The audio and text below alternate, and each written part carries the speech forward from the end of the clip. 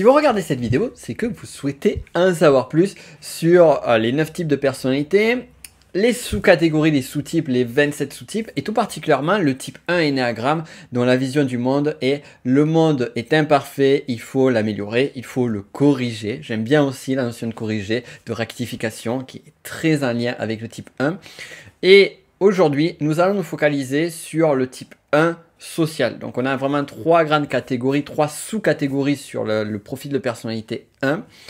Et l'instinct type social, qu'on va appeler également grégaire, c'est celui qui va être très lié au groupe, aux autres. Ma survie, d'un point de vue instinctif, va dépendre de ma capacité à être en lien avec le groupe. À différencier avec l'instinct type survie, qui lui est plus sur le foyer, sur la survie en général. Est-ce que j'ai suffisamment à manger, à dormir, à boire? Est-ce que j'ai suffisamment de ressources financières ou autres? Et le tête-à-tête ou sexuel qui lui va être beaucoup plus sur le lien à l'autre et sur des rapports plus de séduction.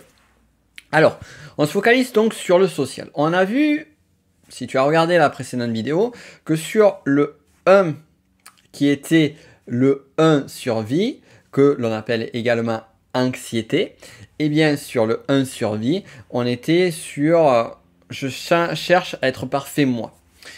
Sur le 1 social, on va l'appeler rigidité. Et on va avoir cette notion de rigidité vis-à-vis du monde extérieur, vis-à-vis des autres, de l'acceptation des autres.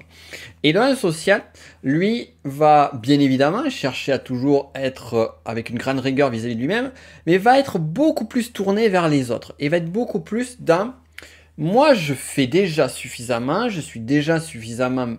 je fais suffisamment d'efforts, c'est aux autres de faire des efforts. Pourquoi n'ont-ils pas le même niveau, le même degré d'exigence que j'ai moi?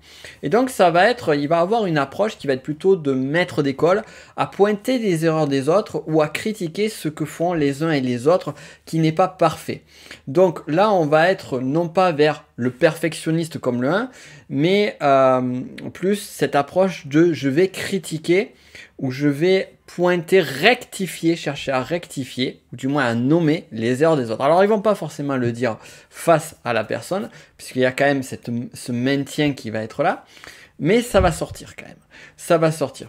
Et donc, on va avoir une forme finalement d'orgueil qui n'est pas l'orgueil tel qu'on peut le voir sur le type 2 Ennéagramme, mais d'orgueil dans le sens, je sais que je fais suffisamment d'efforts, et finalement, l'autre, il n'en fait pas assez. Donc il va y avoir quand même une difficulté à se remettre en question justement sur son imperfection à soi-même. Et d'ailleurs, est-ce que le but du jeu, est-ce que la voie du 1, c'est chercher toujours à perfectionner, à se perfectionner soi et à perfectionner ou à rectifier les autres?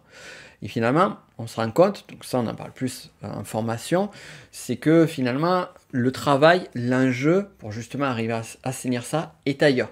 Et c'est arriver à justement relâcher cette pression que l'on se met soit à soi-même ou soit aux autres. Et justement, la difficulté du social, c'est pour ça qu'on le nomme rigidité, c'est que il va chercher justement à créer le lien, à être intégré avec le groupe, mais paradoxalement à être trop focalisé sur ce qui n'est pas bien fait, donc sur le faire, et non pas sur le lien en lui-même, eh bien ça va amener justement à avoir un mouvement qui peut être difficile d'inclusion dans les groupes. Et en même temps, si on a besoin de quelqu'un qui doit donner son esprit critique sur ce qui ne va pas, c'est la bonne personne également sur une mission, sur un groupe comme ça. Alors en termes de confusion, on peut faire une confusion entre le type 1 social et le type 5 Ennéagramme. Pourquoi? Parce qu'on a certains 5 qui notamment peuvent avoir ce sentiment de supériorité qui peuvent être présents justement, et là sur le 5 ça sera plus un sentiment de supériorité intellectuelle, alors que sur le 1 là c'est plus sur l'exigence qu'on se met à soi-même.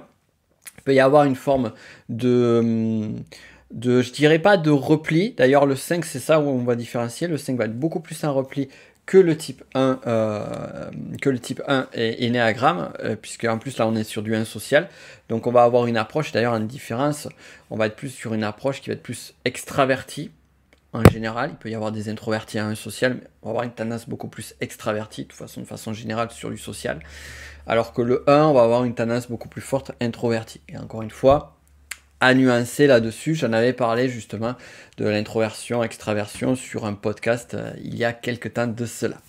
Voilà, donc ici, je t'ai donné quelques informations parmi une multitude que je donne au travers de mes formations en énagramme. Qui suis-je? Je m'appelle Nico Pen, je suis auteur. On peut voir mes 2 livres ici.